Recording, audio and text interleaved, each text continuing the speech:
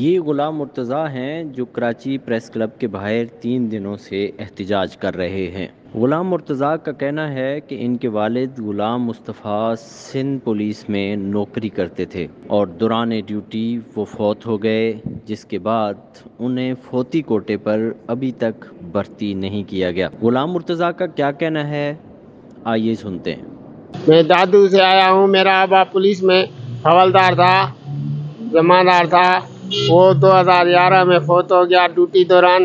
अभी मेरी आईजी सिंध और एडिशनल आईजी को, एसपी को गुजारिश है तो मेहरबानी करके कहाँ न कहाँ मेरे को ड्यूटी पे रख ले। मेरे बच्चे, भाई हैं, बहन हैं, वो परेशान हैं बहुत। अभी हम 3 वक्त की रोटी के लिए परेशान हैं। अम्मी भी बीमार है। वो खुदारा मेहरबानी करो मेरे ऊपर, मेरे को 3 वक्त की रोटी के लिए परेशानी दूर कर लो मेरी। बाबा पुलिस में जमादार था, मेरे को फोती कोटा में नौकरी दे दे। 2022 में पहले बोला था भाई कोटा बंद है, 2022 में कोटा इसने खोल दिए हमारे को, फिर भी घुमा रहे हैं तो नहीं है नहीं है। सेशन कोर्ट जाओ और सुप्रीम कोर्ट जाओ। सुप्रीम कोर्ट इस्लामाबाद मैंने कागज़ भी भेजे हैं, तब कुछ ही नहीं हुआ है। मेहरबानी करके खुदारा मेरे को 3 वक्त की रोटी के लिए परेशानी है। मेरे को ये चाहिए, कुछ भी नहीं, दूसरी कोई भी बात नहीं है।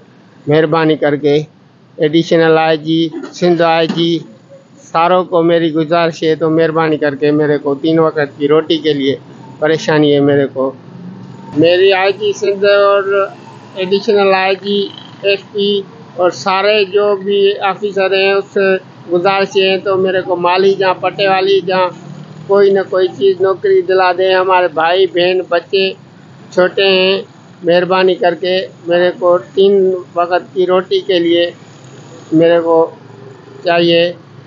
परेशान है बहुत।